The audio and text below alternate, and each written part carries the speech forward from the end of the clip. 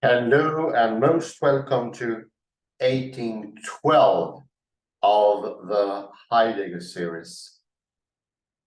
We are today proud to present a new article by Fergus King of the University of Newcastle. Lex orandi, lex credendi, worship and doctrine in Revelation 4-5. Kalle Lundahl, who's well acquainted with Latin, will give us a little explanation of the words here. So let me read from this page. Lex orandi, lex credendi. It's Latin for the law of what is prayed is the law of what is believed. It's a motto in Christian tradition, which means that prayer and belief are integral to each other, and that liturgy is not distinct from theology. It refers to relationship between worship and belief. So this is lex orandi, lex credendi. The law of what is prayed is the law of what is believed. Fantastic. And I should only mention Fergus King. I think he has changed university. It's not longer in. Let me open his homepage here. It's today here, Trinity College. This is his current location. This is the guy. Sorry for doctorate awarded by the University of South Africa. Anyhow, but let's return to the paper. I will mute myself. Please go ahead. Okay, and I recommend that you close those pages that you opened, so to ensure that the internet connection is stable.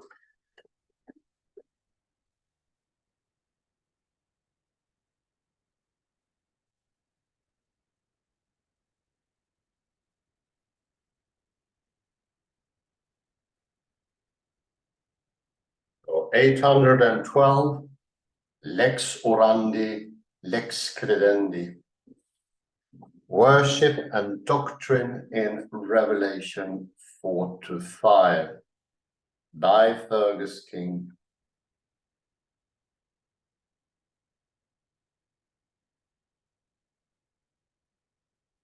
Abstract.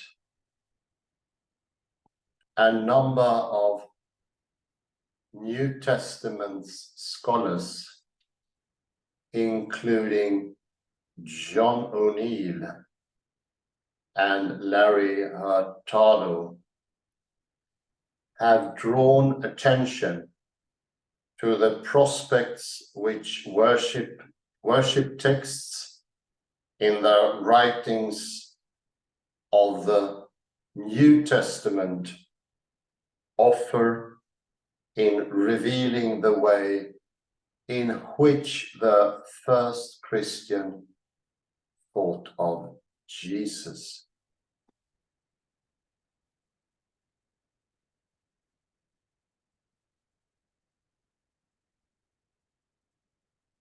Whilst the impossibility of separating the Jesus of history from the Christ of faith has contributed to this development and has also been a central impulse in the so-called third quest. The ancient principle of lex orandi, lex credendi, coined by Prosper of Aquitaine, gives a further theological foundation for such explorations.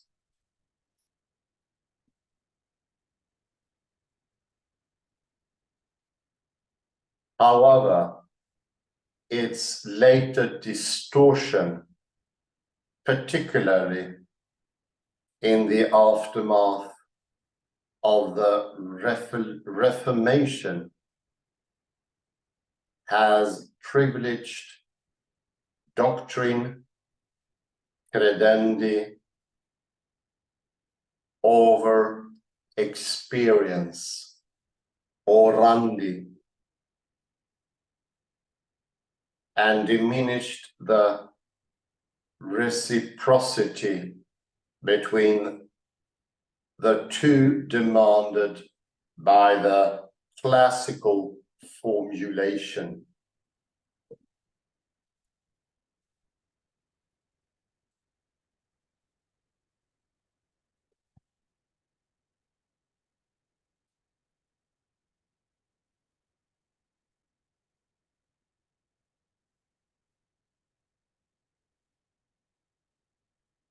Maybe we could make it to 220%, possibly.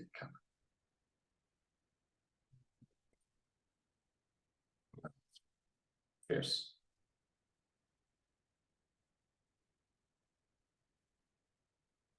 Revelation 4:5 are explored as two texts which are rooted in experience, both of Christian liturgy and the Merkava traditions, which drew on the heavenly visions of prophets like Ezekiel and Isaiah.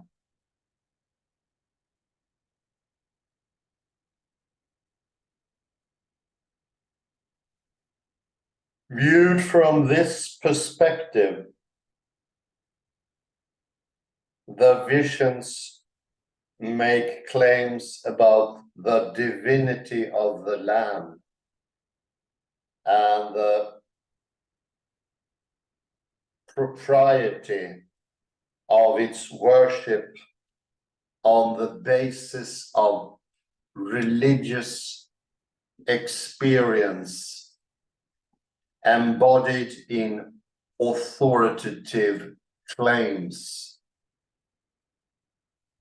for both altered states of consciousness and literary tropes.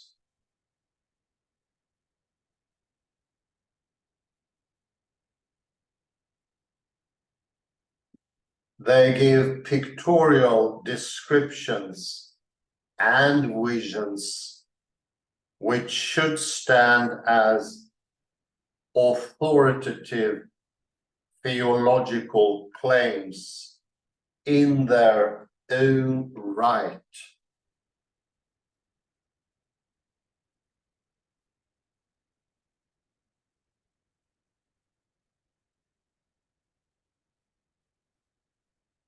However, modern New Testament scholarship following post-Reformation patterns attempts to explain these visions in more technical and abstract theological terms, such as binitarian and trinitarian.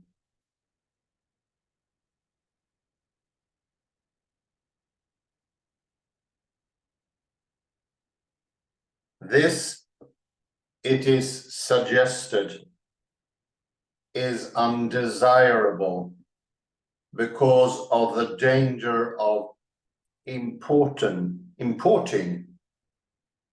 anachronisms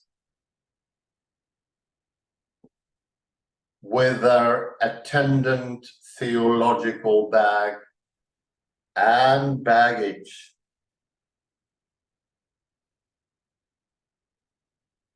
of making overly bold claims for our knowledge of the individuals, communities, and or circumstances which produced these texts.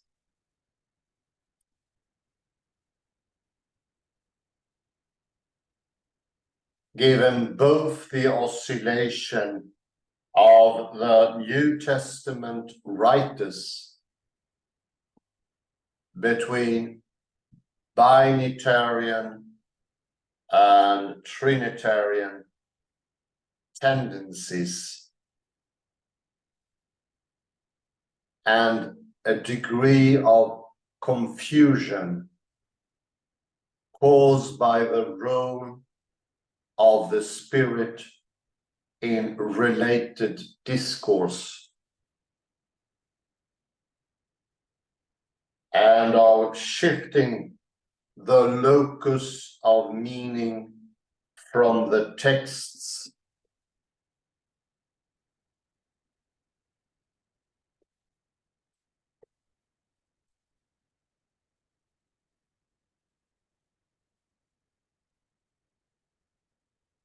themselves to secondary explications, a phenomenon which appears peculiarly attractive to modern scholarship.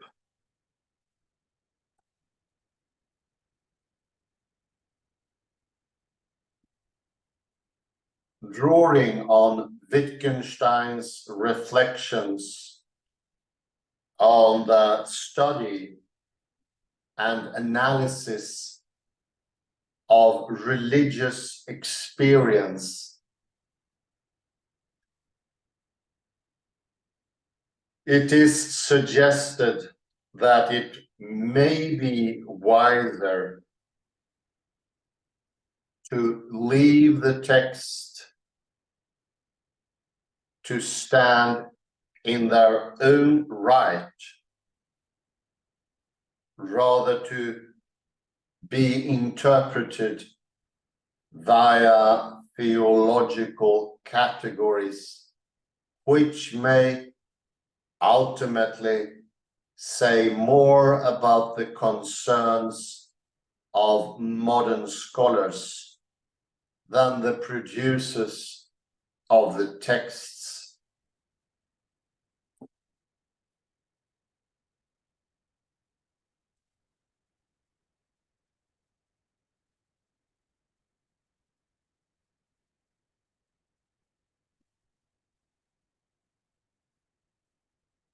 In his 1995 volume, Who Did Jesus Think He Was?,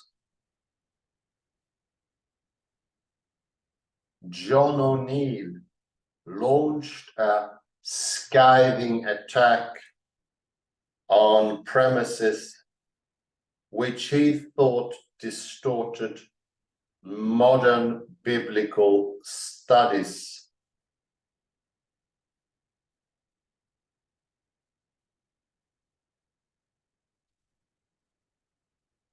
New Testament scholarship, he suggested, had swallowed hook,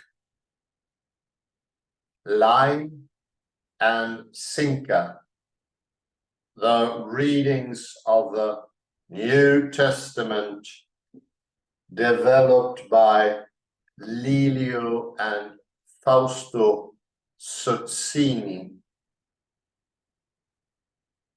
Both held to the Reformation principle of sola scriptura, and both argued that the Bible itself gave no basis for belief in the Trinity and the Incarnation as classically understood within the traditional creeds of Christian orthodoxy.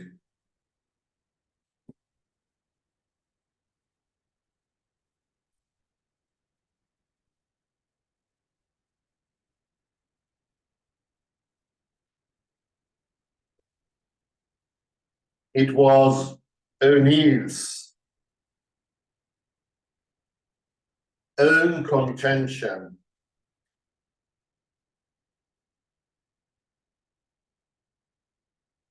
that the seeds of both Trinitarian and incarnational belief were present in Judaism of the Second Temple period,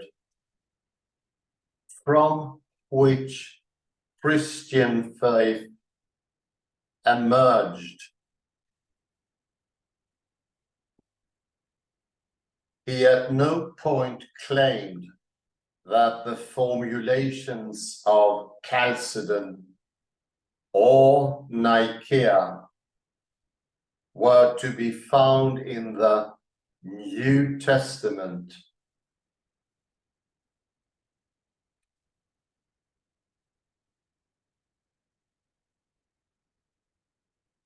It is a thesis, like many proposed by O'Neill, which the New Testament Guild has noted, lauded for its idiosyncrasy and scholarship, then politely ignored.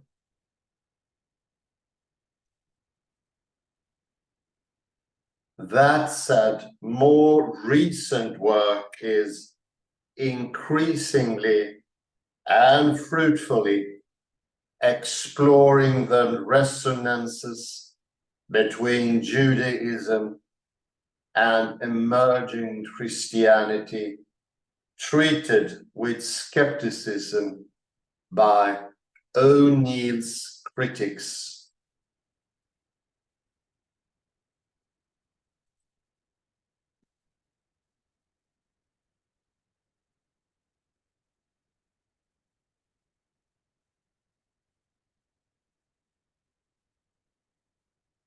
Some have suggested that classical historical criticism may have overlooked worship material in its analysis of the New Testament data, precisely the material from which O'Neill launched his program.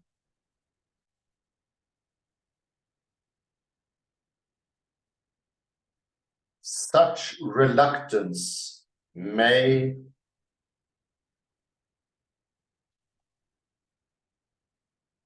stem from personal or confessional prejudices.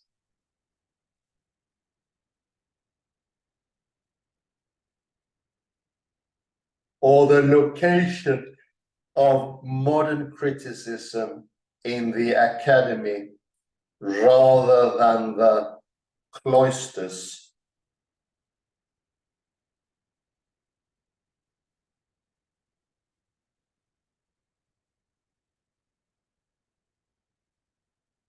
It is possible that the Guild has been dominated by an understanding of theology in which doctrine comes first, then liturgy and service, or that the objectivity of higher criticism so worship as overly subjective,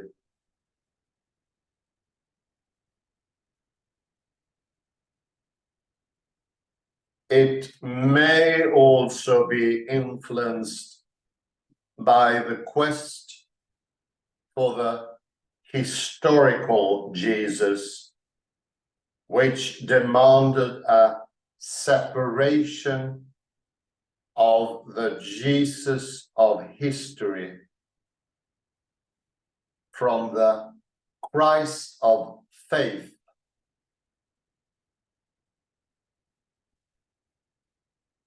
and would immediately have treated passages which smacked of worship as suspect, overtly connected to faith.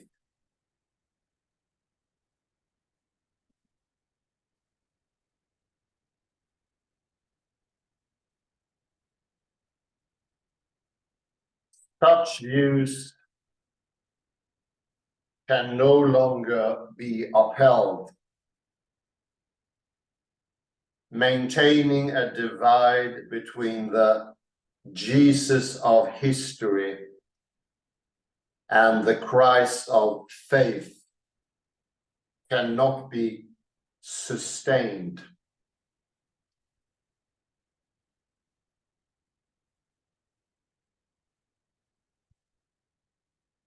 It demands the possibility of pure history and is fraught with complications.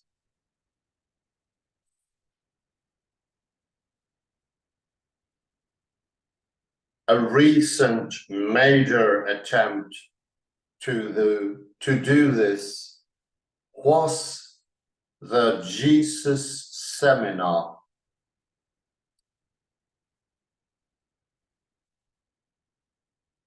Alternative strategies have increasingly explored the way in which traditions were transmitted in the ancient world and their reliability.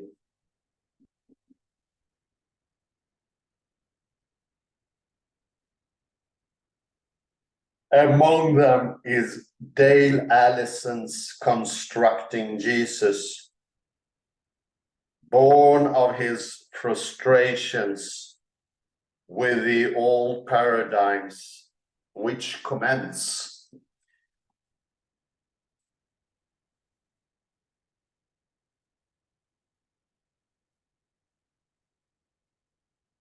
Our primary sources are not bereft of some substantial and substantially reliable road impressions.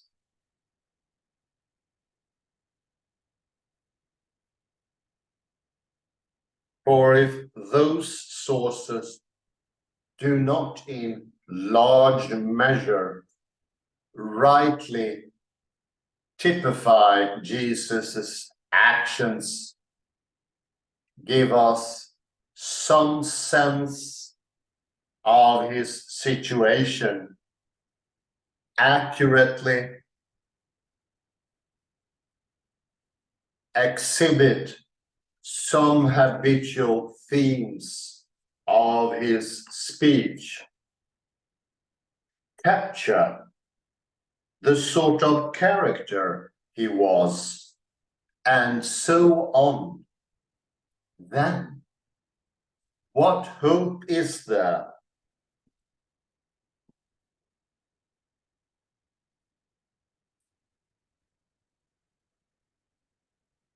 From perspectives such as this, rather than the unwarranted skepticism so characteristic of much modern criticisms,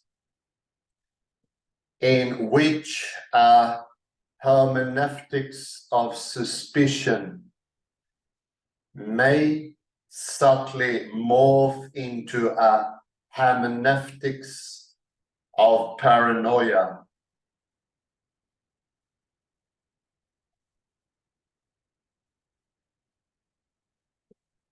The relationship of worship and doctrine needs to be re-evaluated.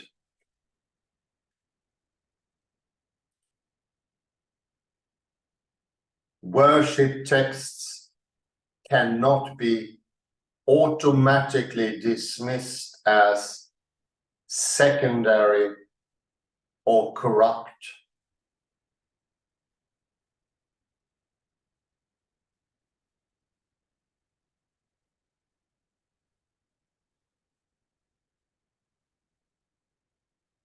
Further, any view which divorces real worship from real theology, even on the grounds of some claimed objectivity, cannot be meekly accepted. It begs a number of questions about whether such objectivity is practical, desirable, or even possible.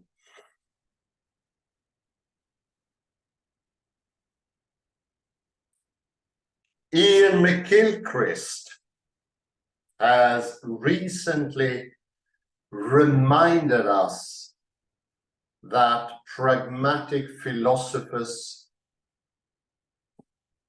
those who see embodiment as a crucial location for philosophy, philosophers of hermeneutics, and even neurological researchers, all raise serious questions about the possibility of a purely objective view from nowhere.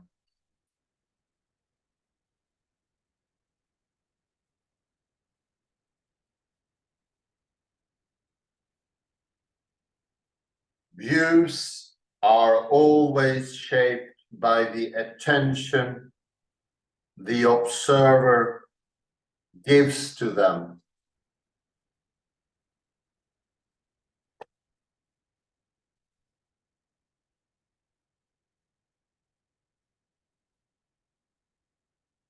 A mountain that is a landmark to a navigator, a source of wealth to the prospector,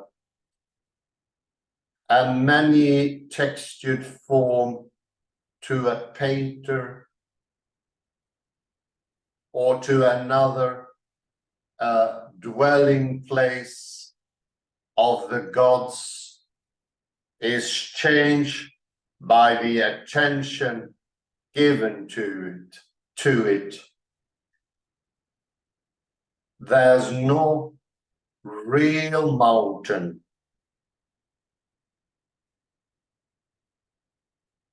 which can be distinguished from these. No way of thinking which reveals the true mountain.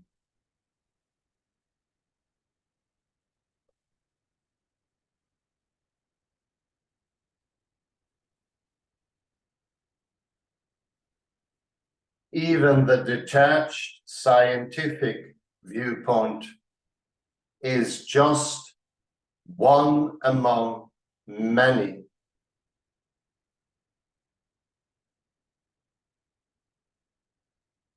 McGilchrist also asks whether technical excellence or knowing about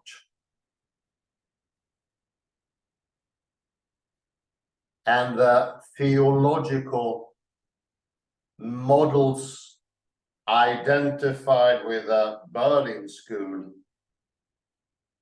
are actually inferior to more relational forms of knowing, which explore knowing rather as a process or a quest rather than objective.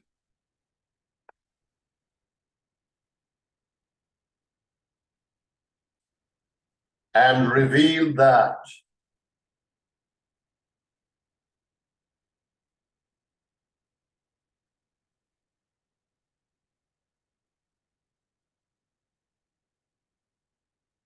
attention intrinsically is a way in which, not a thing, it is intrinsically a relationship, not a brute fact. It is a wholeness, a something between an aspect of consciousness itself, not a whatness, a thing in itself, an object of consciousness.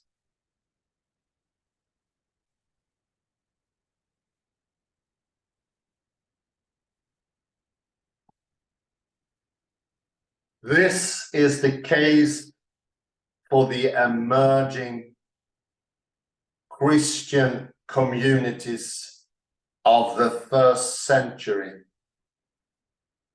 Theirs was a view from worship, not from nowhere.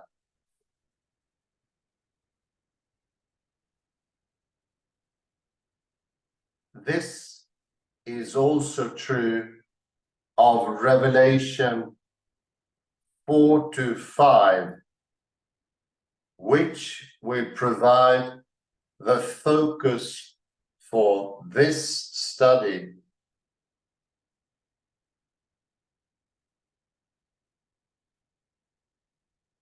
Their mediation of teaching through worship is fundamental to an ancient principle, lex orandi, lex credendi.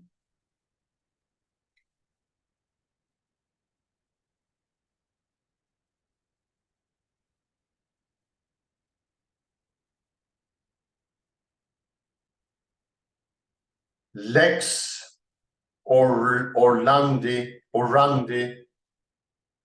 lex credendi.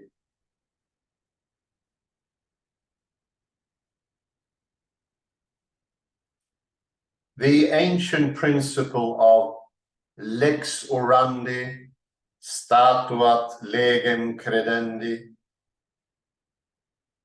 the law of prayer, constitutes the law of belief.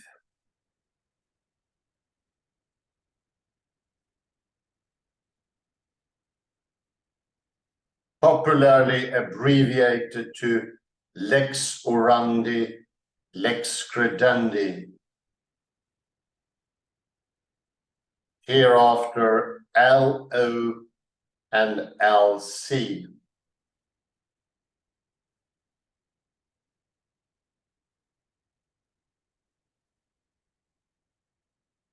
was coined by Prosper of Aquitaine in 435.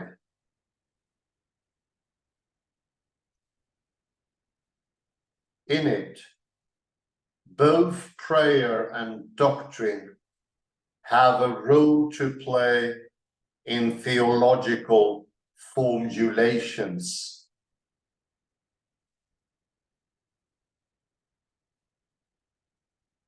Some have interpreted this principle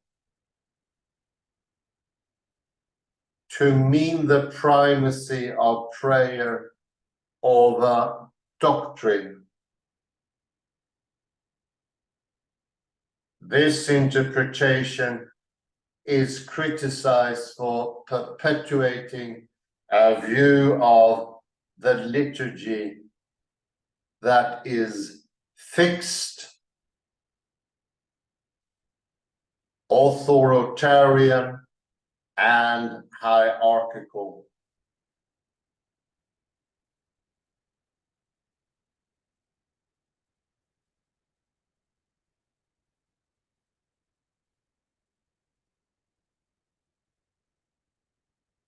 An alternative explanation comes from Geoffrey Wainwright, who sees the Elu and Elsie in a dialogue.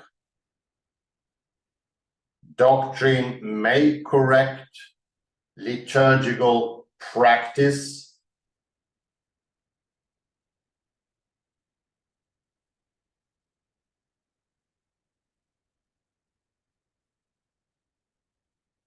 the two are mutually formative.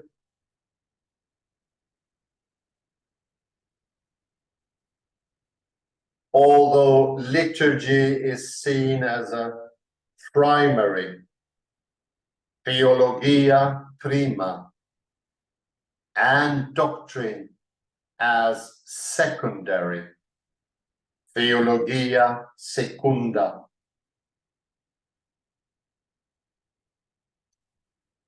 The danger is that non-verbal liturgical experience becomes subordinate to the doctrine because it needs linguistic expressions.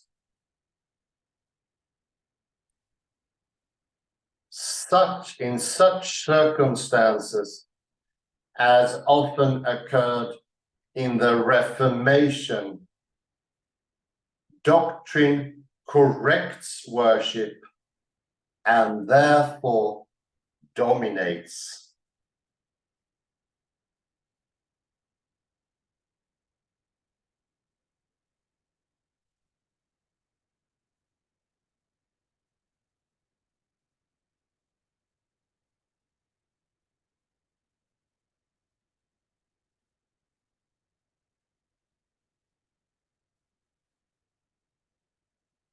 The Elizabethan settlement of 1559, which established the worship of the Church of England, may further exemplify this.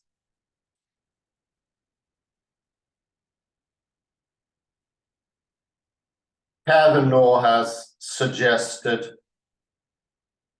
that the Elizabethan settlement divorced the principle from its ancient form.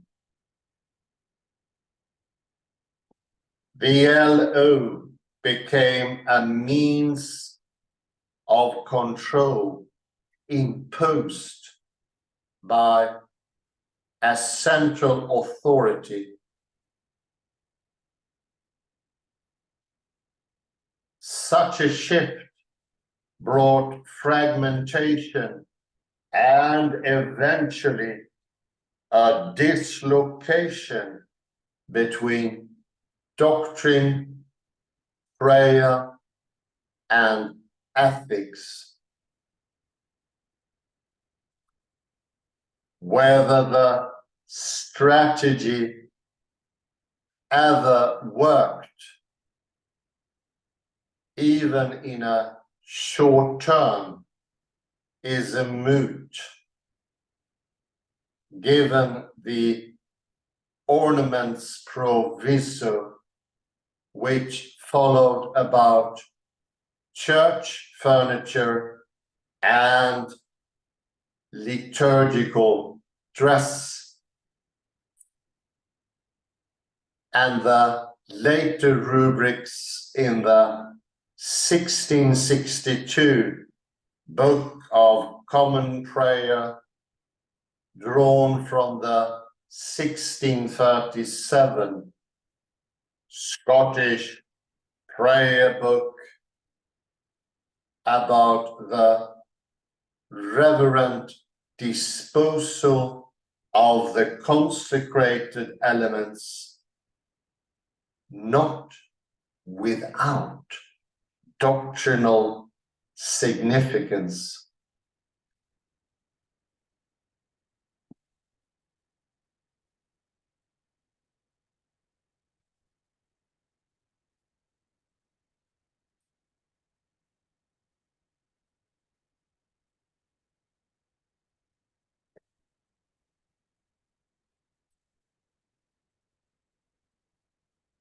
The long-term effects were even more drastic.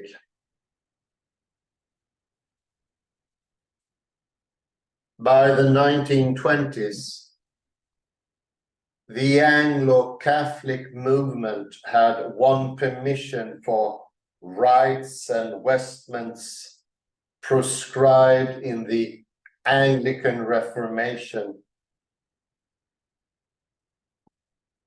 Anglican reformers were not the only ones to be ambushed by mundane reality. John Calvin's reordering of the church at Geneva, with its elaborate pulpit and trestle table in place of a fixed altar, resulted in the ministry of the word taking precedence over the regular celebration of communion, which he had intended.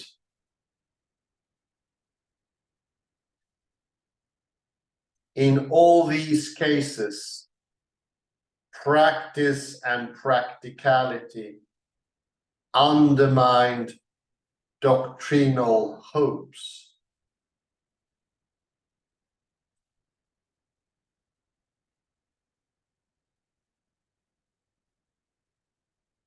Prioritizing either element, L or LC, is ultimately a betrayal of the principle in its original form.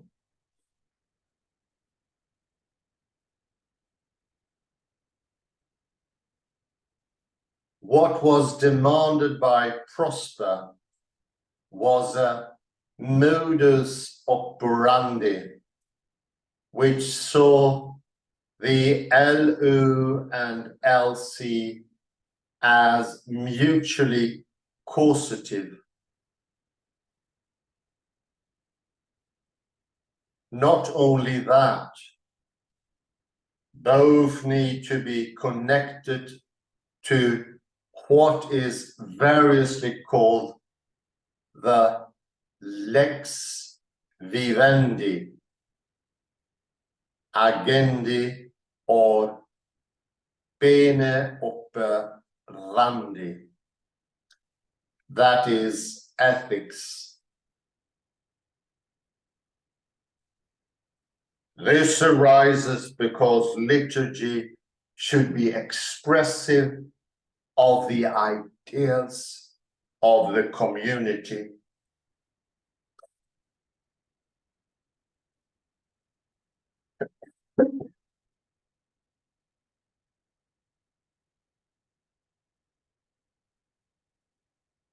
Consider 1 Corinthians 11:23 to 34.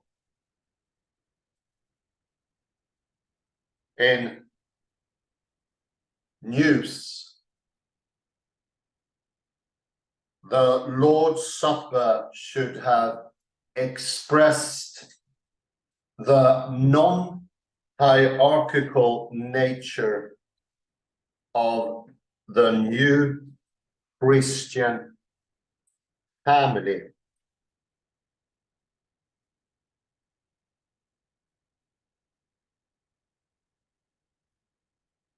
The practice of the Corinthians served rather to reinforce existing Greco-Roman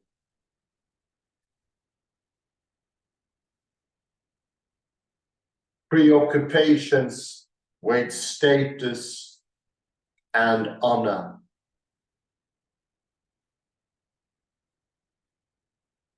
Paul was less amused.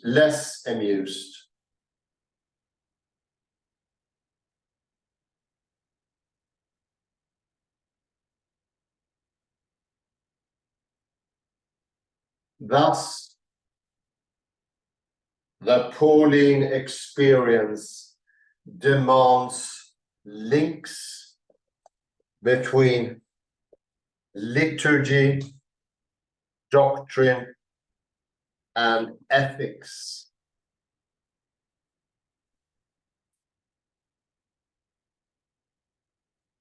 Anderson gives the following succinct summary.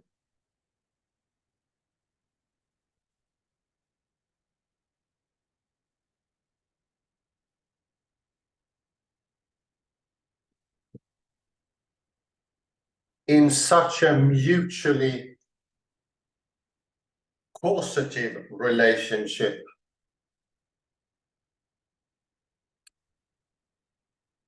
we begin to discover ways in which liturgical practice does have normative and constitutive consequences in the life of the Church.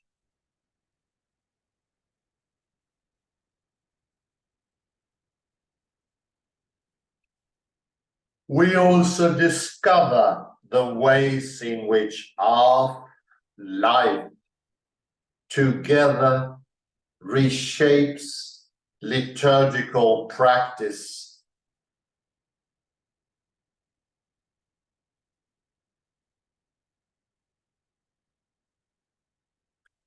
If we cannot claim that this particular practice produces that particular belief, we can at least argue for and hope that engagement in the church's practices puts us in a position where we may recognize and participate in the work of God's grace in the world.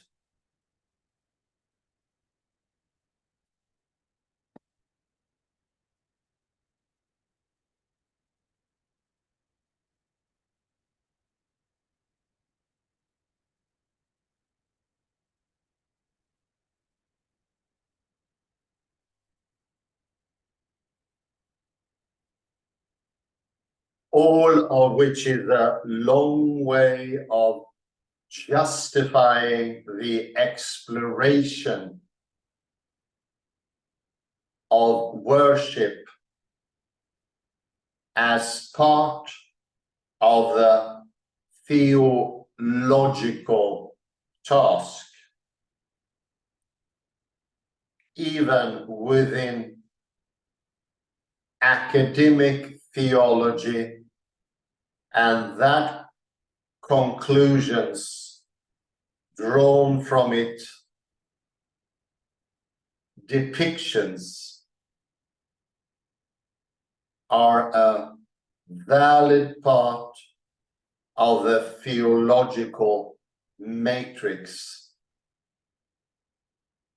and not just of anthropological or sociological interests.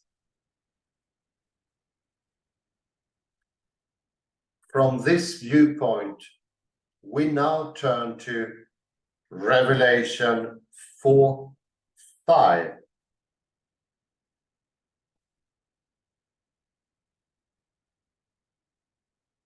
Liturgy and Merkava in Revelation 4:5.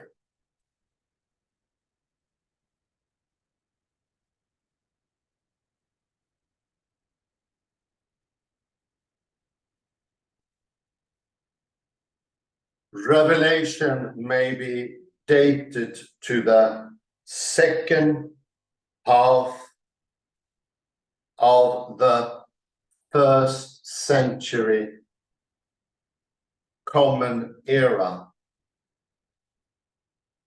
whilst many think it was written during the persecutions of Domitian,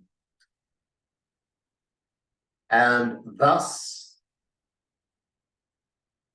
dated to approximately 96.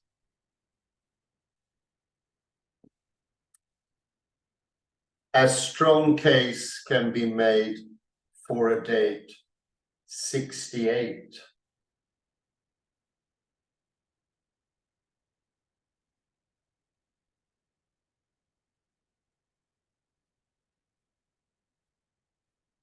This was preferred by the Victorian scholars, who ironically developed the catena of texts used subsequently to support the later dating.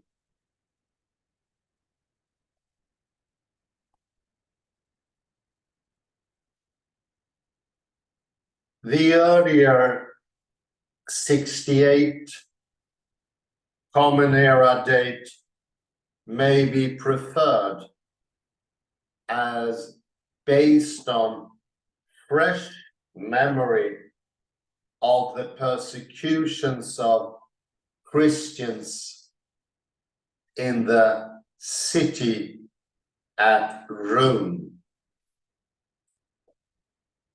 The belief in Nero Redivivus,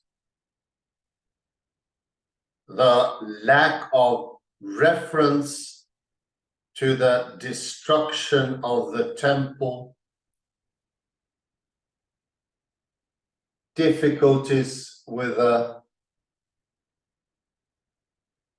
Domitianic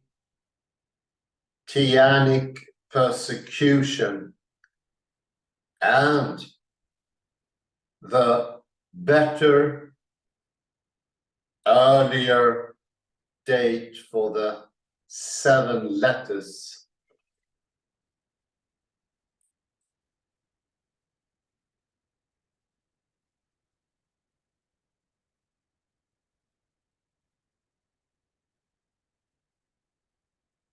It is also a text which has liturgical concerns.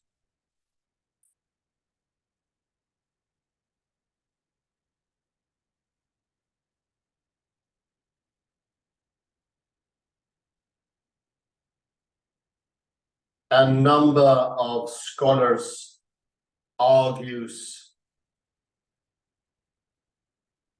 that the book is designed, at least in part, for a liturgical setting.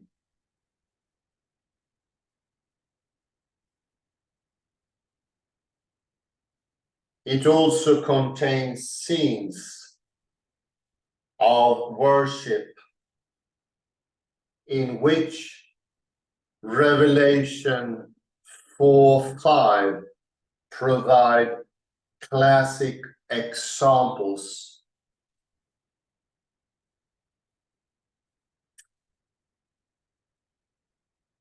These depictions of heavenly worship relate to actual practice. Such heavenly scenes function as an idealized depiction of the community which produces the text.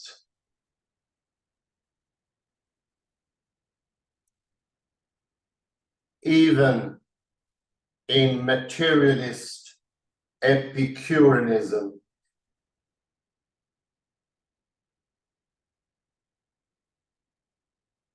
Larry Hurtado and Charles Gieshen conclude that such idealized expressions are shaped by earthly experience.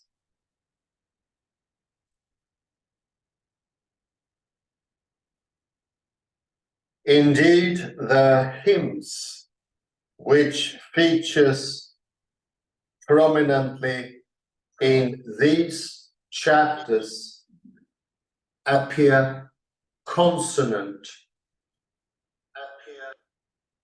with the practice of the time.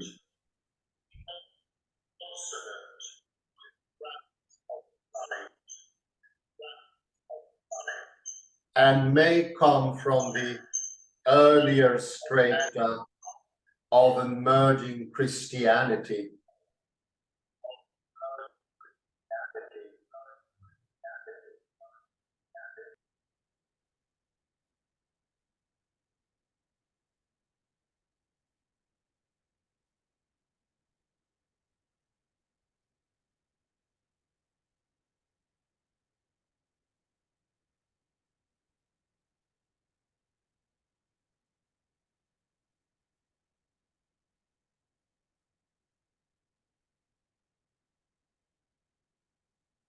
These expressions show evidence of root, not just within Christian practice, but also affinities to Jewish Merkava, which originate in visions seen in biblical literature. The concepts of the chariot of the cherubim, the heavenly sanctuary, Sabbath sacrifice, and songs. Such material overlap with the apocalypses of the Second Temple period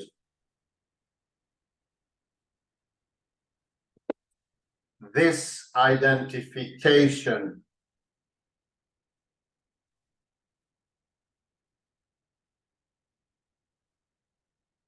need not to imply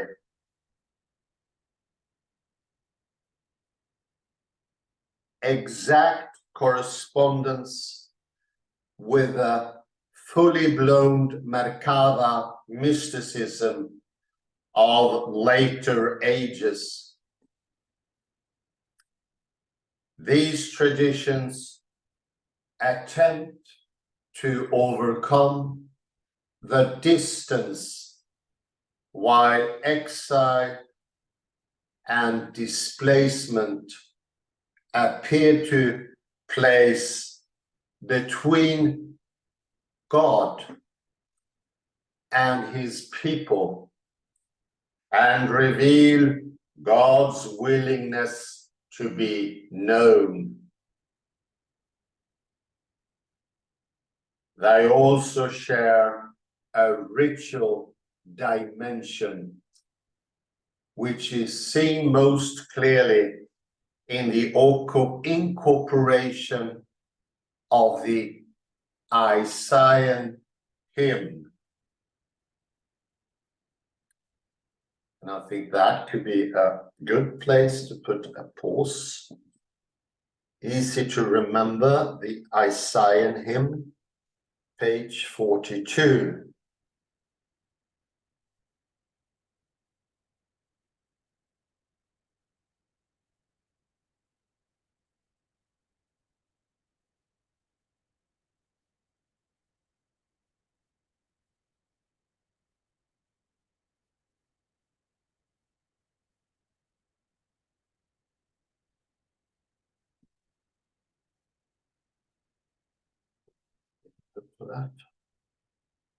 It is page 42, so we've gone from 33 to 42.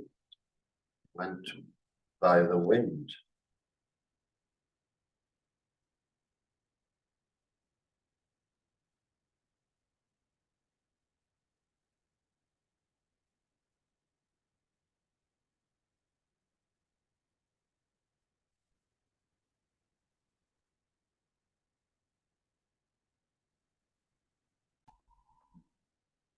So let's go to some quotes of this text.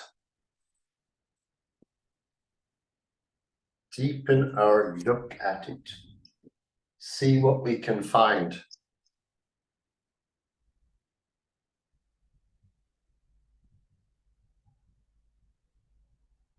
And if we go to the very first page, already in the abstract, we do get some hints into which direction it is going.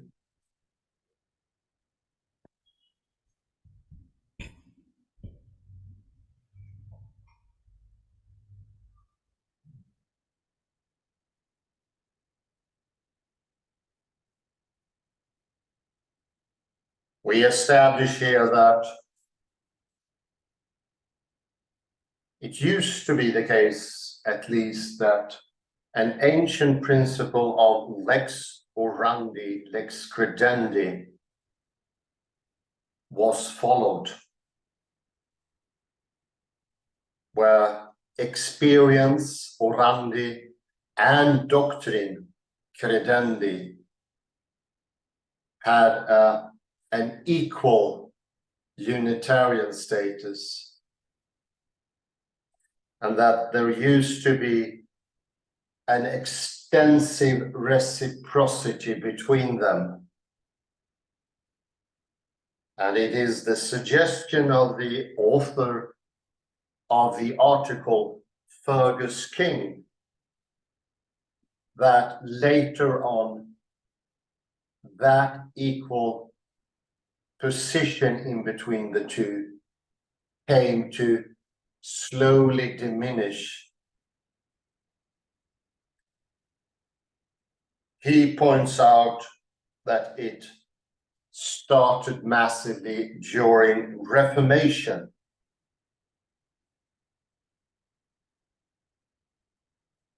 And refer to the not unknown solo scriptura, as you have heard before in these lectures.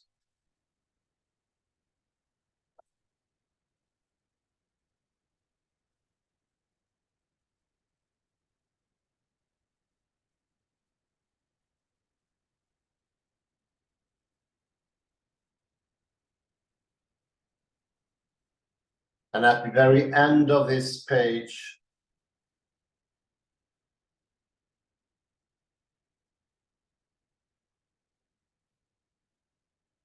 you see that there is a shift, and I would read only part of the sentence. If you go down to the very last sentence on this page, it's not a good idea usually to do quotes from the abstract, but I will do it this time. And this is a mentioning at the end here that there is a shift in the locus of meaning from the texts themselves to secondary explications, a phenomenon which appears peculiarly attractive to modern scholarship.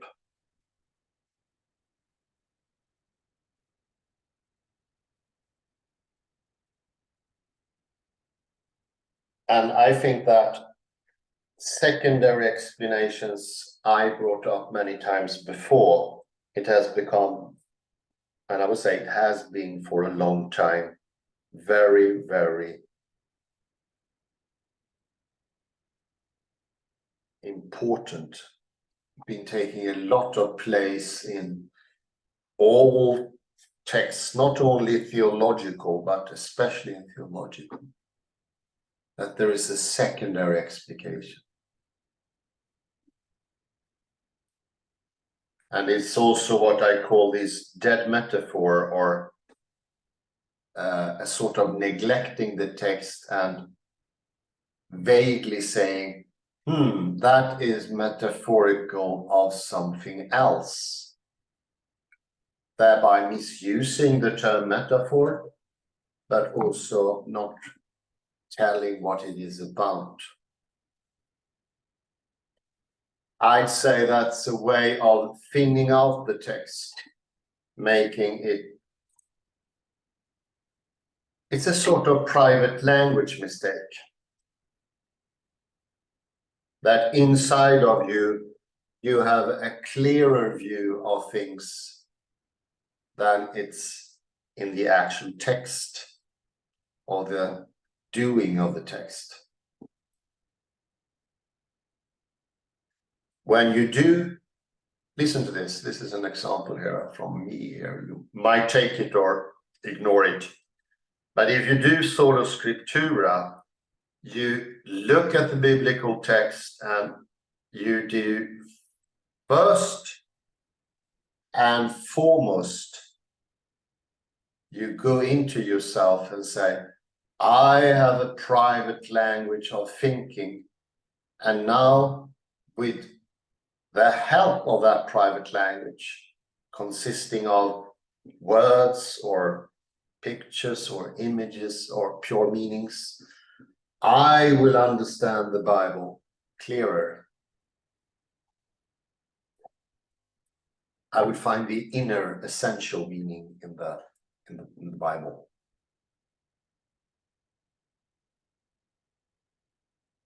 I will be able to have only the Bible. It's also excuse me. It's also practical too. You will have only the Bible, and then you will be more powerful because you are the one who interprets. And I would say that is more a change in practice, which is referred to by the author a bit further into the text.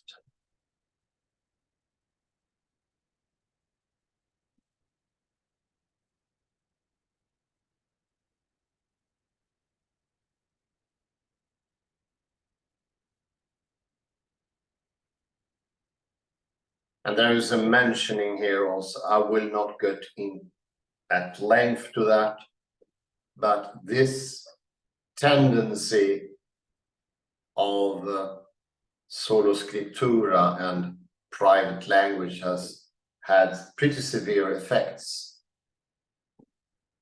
far from small ones.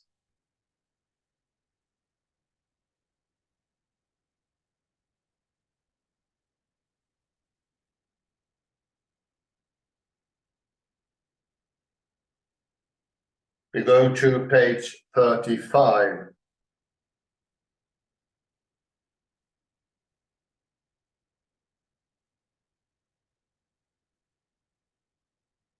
And this is so recognizable from my youth encountering Christianity. It was 100% the view in theology from the priest seminars at that time. The second sentence, it is possible that the guild has been dominated by an understanding of theology in which doctrine come first, then liturgy and service, or that the objectivity of higher criticism saw worship as overly subjective.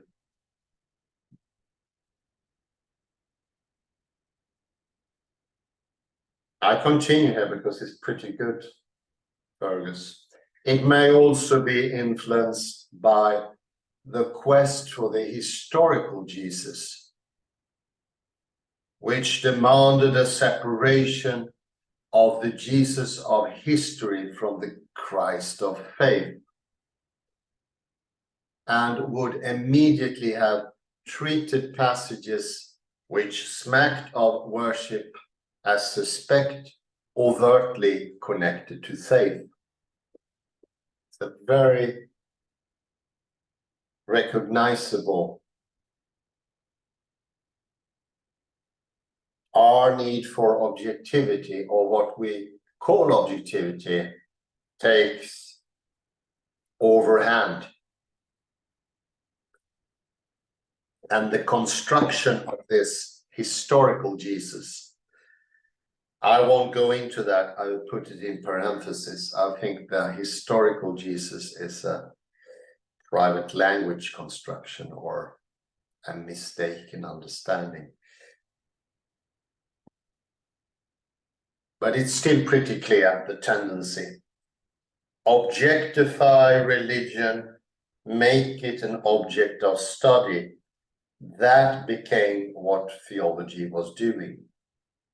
Very much in parallel to what was done in sociology, psychology, anthropology, ethnology, linguistics, previously also neurology and science of cognition, history. I think the amount of subjects can never be finished. Thereby, theology went into the lead of all other subjects in the new academia. Treat it as something objective, leave these subjective tendencies to the side. Be careful, you will refrain from knowledge if you go too far into the subjectivity of faith or worship. Keep it clean. It's Jacques Monod having his shadow over theology, and already long before the birth of Jacques Monod, or Francois Jacob for that matter as well.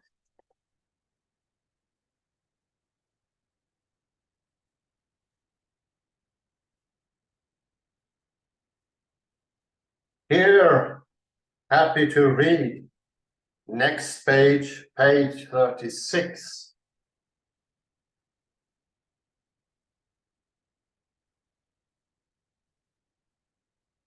Finally, Ian McGilchrist is now 22 or 23 years after his books, The Master and the Emissary. Finally, he turns up, this defender of having both faith and doctrine, practice and doctrine, the heart and the brain, is now turning up in a theology text. It's about time.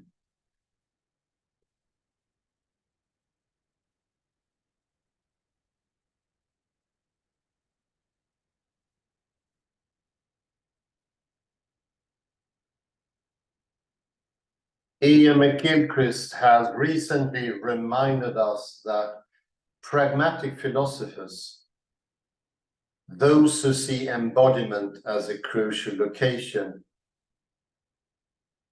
for philosophy, philosophies of hermeneutics, and even neurological researchers, all raise serious questions about the possibility of a purely objective view from nowhere.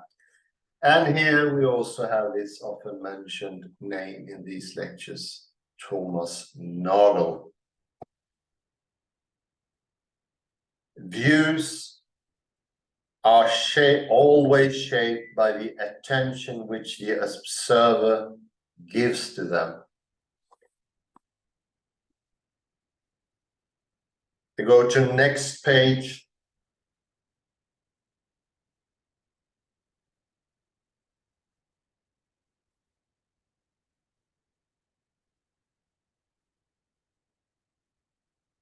On line 6, here is a reference to a different way of knowing, and McGilchrist here makes a rather bit complicated distinction between knowing about and knowing directly. There is no good word for that in English, but in German we have wissen, which you might recognize from Heidegger, and in contrast to kennen. Swedish veta och känna till eller känna. Kennen is knowing by close contact. There is not this huge distance, and it's not the attitude that you do not enter yourself into the object. And this latter one, going in, knowing or kennen, which explore sight, knowing rather as a process or a quest rather than objective. And I say here, it's a doing also, make it even more Wittgensteinian, if it's excused. It's a doing. Knowing is not a static thing, and it is not taking truth value S or T in English, truth, or truth value F for false. It is not a black and white thing, and where some weird panopticon or demiurge is having the laws which decide decides whether something is T or F. There's a lot of things to swallow with this viewpoint of the left hemisphere, as Gilchrist calls it. And one of those is that it produces some rather nasty side effects. You get a homunculus within the head, you get a panopticon outside, and you also get some sort of classical law system that decides whether something is true or false. You don't need an observer for that. It's still false. If we go to page 38,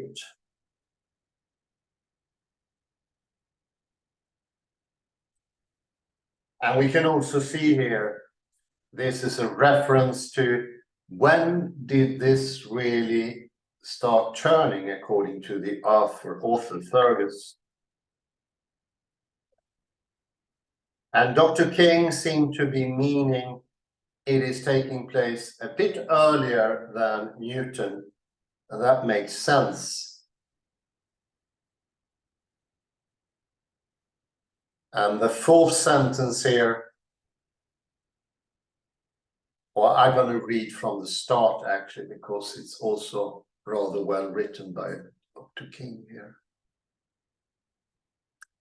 It's nice. Although liturgy is seen as a primary and doctrine as a secondary, the danger is that listen now, I think that's an important point there.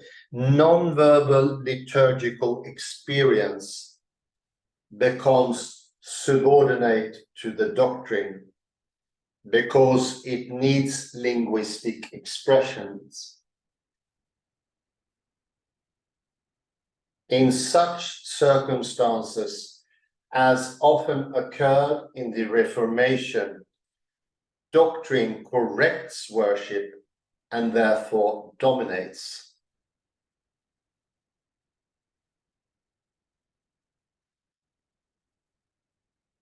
So we can make a sort of comparison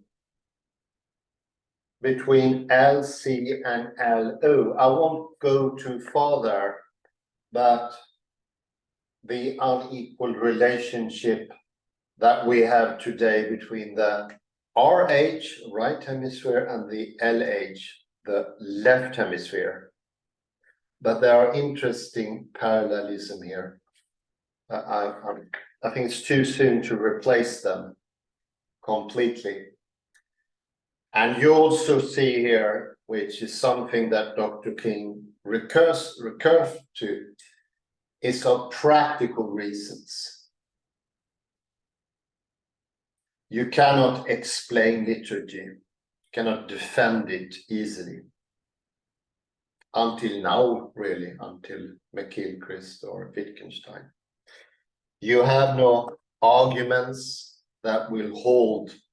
So automatically, it will be that the doctrine corrects worship and come to dominate.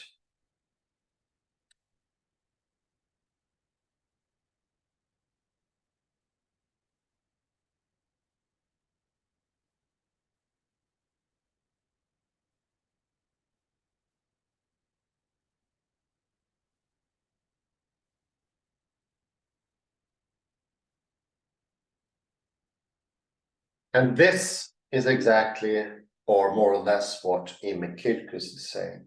You see here, there's an interesting connection here between the Wittgensteinian, that we look too much for explanations.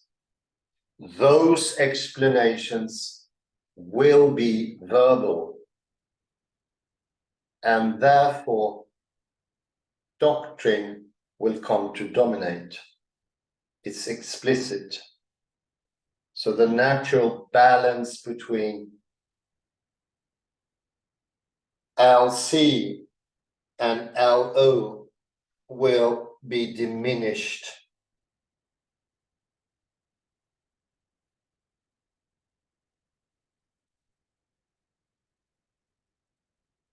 Everyone is asking, what started the universe? Big Bang. What did we get? What did we have next? We had the classical laws. By asking questions, we limit. We make less. And it's a grave misunderstanding to use the expression, what started the universe? It's also, could be indicated here, the questions asked during Reformation sort of pushed us in the wrong way. And natural development which led to an overtake later by the need for explanations. Explanations stemming from questions that might not and shouldn't be asked because they are breaking the use they are there for. Before I continue, I think let Calling here have a little living up of the things. Please, Antika. Thank you, thank you. So let me begin with the abstract. And I think this is a good phrase because it's easy to get mixed up with Latin when you have not studied Latin. So this is doctrine is credendi and experience is orandi. Let me read the whole sentence. However, its later distortion, particularly in the aftermath of the Reformation, has privileged doctrine credendi of experience orandi and diminished the reciprocity between the two demanded by the classical formulation. And I agree that there should be reciprocity, or rather they should be equal. This is my honest opinion. Why should doctrine credendi be better than experience orandi? They go hand in hand. Although I understand the position that the Catholic position, I think, is the experience orandi that has the precedence. I think that is the liturgy has the precedence. Yes, indeed, yeah. The liturgy is still strong within Catholicism, you mean? Yes, this has the precedence in Catholicism. That is the liturgy, experience orandi has the precedence. And then while in the Reformation it's this that gets the overhand. Personally, I would say that they both, but I don't know. It's a difficult question. And then here, I like this. This is a little bit, it's not the main topic of the paper, but I think it's still important. That there is an oscillation in the New Testament between binitarian, I don't know even know how to pronounce it, binitarian and Trinitarian tendencies. Indeed, there's an oscillation you have for instance, in the Gospel of John, contradictory statements. You can find John 10:30, Father and I are the one. And then John 14:28 says that for the Father is greater than I. John 14:28, Father is greater than I am. This is the contradictory positions, even in one single Gospel. So I would say that binitarian, that is perhaps it would fit almost the Wittgensteinian family resemblance. So there is this reference in a normal family. You have a hierarchy. Father is greater than son, but they still emerge almost to become one. Because if you look in a photo, where is it's difficult to see what is the distinction between father and the son. Oh, yeah, I see. Oh, very good. Wow, yeah. And this Wittgenstein's family resemblance would probably explain both binitarian and trinitarian tendencies, because it's case of viewpoint.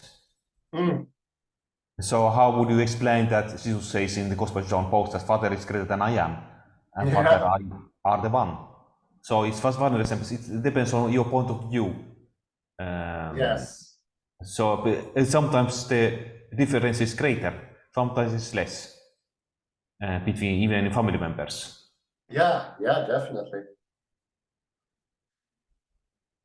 That's very good, Kalle. I do like that family resemblance, and as I mentioned many times, 3 in 1, 1 in 3 used to be a Christian song that used against that it was absurd or somehow defied proper rationality or logic.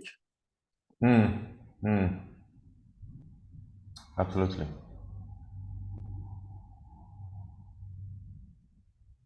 And then and we could even go the part about the mountain. This is quotation from Master and his Emissary, as you see in footnote 19. It's actually a quotation from Heidegger. That's McGillicuddy's cites, you see. Let me see. No, 20. It's the metaphor about the mountain is by McGillicud himself. Yeah. Nagel is the view from nowhere. Yes, absolutely. So this is a good. There is no real mountain. So it's like asking for where is the real Jesus? Yeah, indeed. Where is there are 4 Gospels, but where is the true Christ? But it's a meaningless question. It's a modern tendency, this objective tendency. That is not possible. I think Fergus King puts it very well in this paper. Well, he's a great educationer, I think, and it's interesting that he finally surfaced now in theological debate.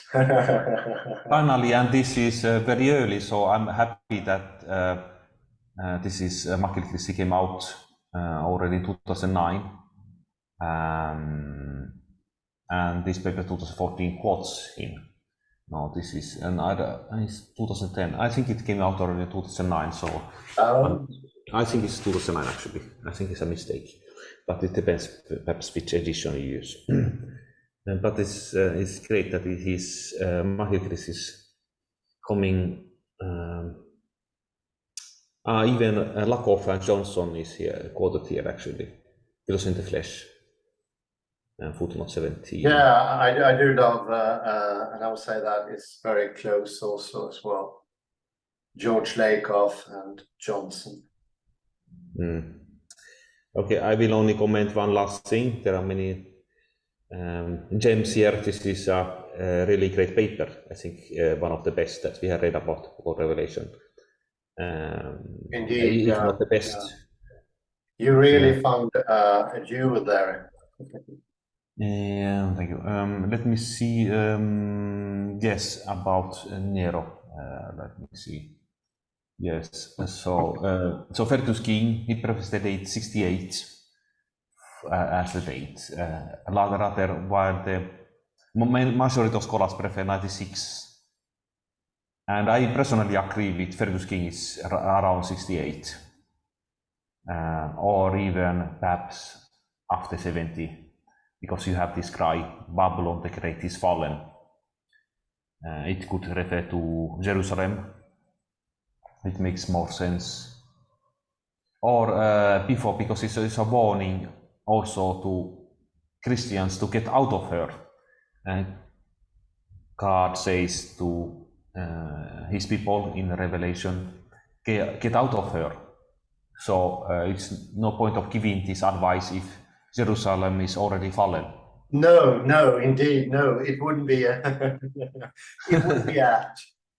No. So I like Fergus King. This is a really great paper. About Fergus King for this paper, and I give back to you, Hans, if you want to add some concluding words. Well, yeah, thank you very much for finding this. It's like going into the great internet today and looking for a needle in the haystack. And I would say that is an interesting aspect of the whole thing.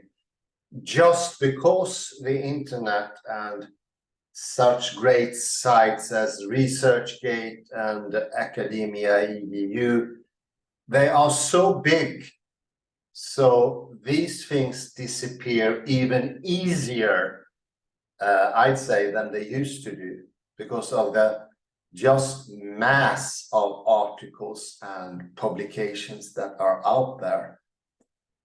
Indeed. It's very hard to find them. Very hard to find them, and I've been looking for different things, Wittgenstein and the new physics, and it's very hard to find. There is a second aspect of this taken up by Ian McGilchrist, but also very much by the late British Maltesian researcher, neurologist Edward de Bono, a person who never got his due recognition during his lifetime, but often pointed out to these things, very often. I think he even made it his sort of his magnum opus. You are wrong, I'm right. I'm right, you're wrong.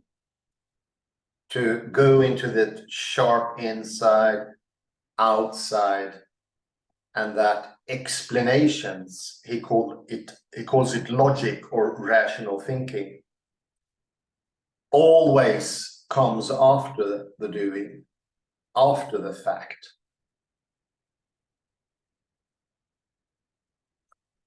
And mistaken the order.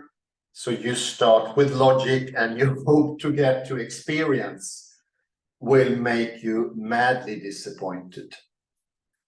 You need, as he says, you need both the order. You can vaguely compare order here to the left hemisphere, or the credendi, if you like, LC.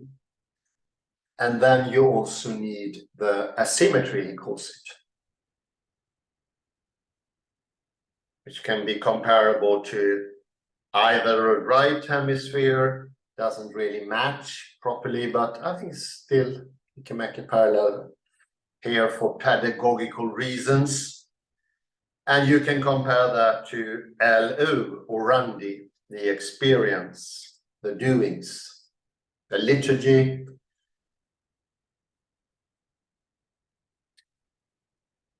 And Ian McGilchrist, I think he takes up also the change that happened within the church. And a good example that I mentioned many times is the change within the monasteries, where in a very short monasteries, abbeys and churches, they changed the rites, they took away the original orandi, which was Latin. They took away many of the doings during the day for the monks and the nuns at the abbeys in the monasteries, for the reason almost, I cannot find an explanation for these things. I need an explanation. And thereby going in exactly the same lead as this tendency during the takeover of the left hemisphere, or the Reformation for that matter as well, came much later, not as extensive, but it's an interesting, and Ian McGilchrist also showed what happened later on. It was disastrous, people got sick, but it also diminished what you say. I think you can do that to a certain extent personally. You can stop doing things for a while. You can stay at home, not participating in the world, and you can do less and less things. But in the end, the meaning of the words, the force of the words will start to diminish. And you can end up like Plato, trying to go into your own private cave, the beetle box, to try to excavate meaning from the very, very inside. and you're not even, of course, aware that it is inside of you that you're looking for meaning. You think meaning is out there. And then you go further down the rabbit hole. And no one knows where this would lead you. Very nice article, very nice little article. I think we'll end there. What do you say, Kalle? Or do you have some final word? No, I thank you and Fergus King for. So let's end it. Yeah, thank you very much, Kalle Lundahl, for finding it and for your excellent comments. I'd say the same. Thank you, Dr. King. And thank you, everyone, for listening in. Have a very pleasant morning, day, afternoon, night, wherever you are. Bye-bye for now.